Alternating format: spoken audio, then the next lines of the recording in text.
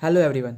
आज हम anatomy and physiology का चैप्टर 13 स्टार्ट करने जा रहे हैं, जो कि है यूरिनरी सिस्टम। चलिए सिलेबस देख लेते हैं कि क्या सब पढ़ना है हमें इस चैप्टर में। सबसे पहले हम पढ़ेंगे anatomy and physiology of urinary system. फिर हम पढ़ेंगे physiology of urine formation. Next हम रेनिन एंजियोटेंसिन सिस्टम को पढ़ेंगे, जिसे शॉर्ट फॉर्म में RAS भी बोला जाता है। एंड लास्ट टॉपिक होगा हमारा क्लीयरेंस टेस्ट एंड मिक्चुरेशन। चलिए समझते हैं यूरिनरी सिस्टम को। Urinary system network of organs का ग्रुप होता है जो एक साथ मिलकर काम करते हैं। अब वो काम क्या करते हैं वो समझिए। उनका काम होता है ब्लड में से वेस्ट को फिल्टर करना, और साथ ही साथ वो ब्लड में से एक्सेस फ्लूइड को भी रिमूव करते हैं। यूरिनरी सिस्टम का और भी काम होता है, जैसे कि बॉडी में इलेक्ट्रोलाइट लेवल को बैलेंस करना, बॉडी में एसिड बेस लेवल को बैलेंस करना, है ना, ब्लड प्रेशर को रेगुलेट करना। ठीक है, यहाँ तक सबको समझ में आ गया ना? चलिए बहुत बढ़िया। अब देखते हैं components of urinary system. Urinary system के 4 कंपोनेंट्स आपको याद रखना है। कौन सब हैं वो? Kidney, ureter, urinary bladder and urethra. चलिए एक एक करके समझते हैं। पहले समझिए किडनी को। जैसा कि आप डायग्राम में देख पा रहे हो, किडनी हमारे बॉडी में 2 होता है, जो देखने में बीन शेप का लगता है। इसी का काम होता है ब्लड में से वेस्ट और एक्सेस फ्लूइड को फिल्टर करना। नेक्स्ट समझिए यूरेटर को। चलिए डायग्राम में देखिए कि यूरेटर दिखता कैसा है और कहाँ प्रेजेंट होता है। यूरेटर 2 पतला पतला ट्यूब होता है जो किडनी को यूरिनरी ब्लैडर से कनेक्ट करता है, ताकि ब्लड में से फिल्टर हुआ यूरिन ब्लैडर में आ सके। ठीक है, नेक्स्ट समझिए यूरिनरी ब्लैडर को। ये एक मस्कुलर ऑर्गन होता है जो अंदर से खोखला होता है, ताकि यूरिन को अपने अंदर स्टोर कर सके। इसके अंदर यूरिन तब तक स्टोर होता है जब तक वो बाहर निकल ना जाए। यही ब्लैडर जब फुल हो जाता है यूरिन से, तो आपको टॉयलेट जाना इमरजेंसी सा फील होता है है ना। नेक्स्ट समझिए यूरेथ्रा को। ये एक ट्यूब लाइक स्ट्रक्चर होता है। चलिए देखिए डायग्राम में, जिसका काम होता है यूरिनरी ब्लैडर से यूरिन को बॉडी से बाहर निकालना। चलिए वीडियो को पॉज कीजिए और पूरे स्लाइड को पढ़िए एक बार।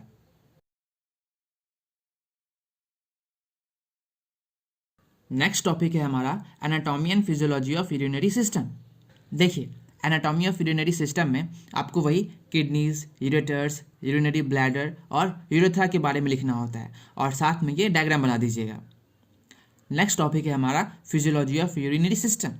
देखिए physiology of urinary system and physiology of urine formation, इन दोनों में हम एक ही कॉन्सेप्ट को पढ़ेंगे। एग्जाम में दोनों में से कोई भी क्वेश्चन आए आपको यही लिखना है। तो फर्स्ट स्टेप क्या है हमारा? फिल्ट्रेशन। तो इस स्टेप में हमारा दोनों किडनी ब्लड में से वेस्ट को फिल्टर करेगा।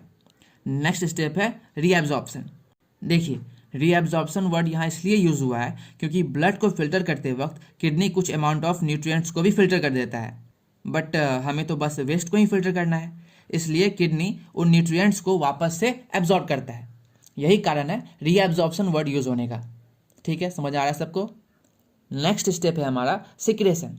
देखिए किडनी ब्लड में से वेस्ट फिल्टर करने के साथ साथ खुद भी वेस्ट सिक्रेट करता है, यानी कि रिलीज करता है यूरिन में, ताकि टॉक्सिन और वेस्ट बॉडी से पूरा निकल सके। फोर्थ स्टेप में यूरिन फॉर्मेशन हो चुका है, यानी कि 3 स्टेप में यूरिन फॉर्मेशन हुआ: फिल्ट्रेशन, रीएब्जॉर्प्शन एंड सिक्रेशन। तो अब तक इतना प्रोसेस किडनी के अंदर ही हो रहा था, तो अब हम चल रहे हैं किडनी से बाहर। 5th स्टेप में आता है यूरेटर्स।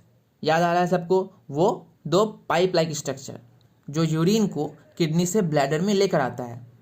तो 6th स्टेप हो गया हमारा urinary bladder, and last 7th step में यूरिन यूरेथ्रा के द्वारा बॉडी से रिलीज हो जाएगा। ठीक है, सबको समझ में आ गया? नेक्स्ट टॉपिक है हमारा रेनिन एंजियोटेंसिन सिस्टम, यानी कि RAS। तो रेनिन एंजियोटेंसिन सिस्टम हमारे बॉडी को हेल्प करता है ब्लड प्रेशर को मेंटेन करने में, फ्लूइड बैलेंस को मेंटेन करने में एंड इलेक्ट्रोलाइट लेवल को बैलेंस करने में। ठीक है, ये पॉइंट याद रहेगा आपको। चलिए तो अब समझते हैं कि एंजियोटेंसिन सिस्टम काम कैसे करता है। फर्स्ट स्टेप को समझिए। जब भी बॉडी में ब्लड प्रेशर ड्रॉप होता है या फिर फ्लूइड लेवल डिक्रीज होता है, तो हमारा किडनी एक एंजाइम रिलीज करता है जिसका नाम होता है रेनिन। फिर सेकेंड स्टेप में रेनिन एंजियोटेंसिनोजेन नाम के प्रोटीन को एंजियोटेंसिन 1 में कन्वर्ट कर देता है। फिर थर्ड स्टेप में एंजियोटेंसिन 1 कन्वर्ट हो जाएगा एंजियोटेंसिन 2 में, कौन कन्वर्ट करेगा? ACE नाम का इंजाइम। ACE का फुल फॉर्म होगा एंजियोटेंसिन कन्वर्टिंग इंजाइम। फिर फाइनल स्टेप में एंजियोटेंसिन 2 का काम होता है ब्लड प्रेशर को इंक्रीज करके लेवल में ले आना और इलेक्ट्रोलाइट को बैलेंस करना। नेक्स्ट टॉपिक है clearance test and micturition. Clearance test को समझिए।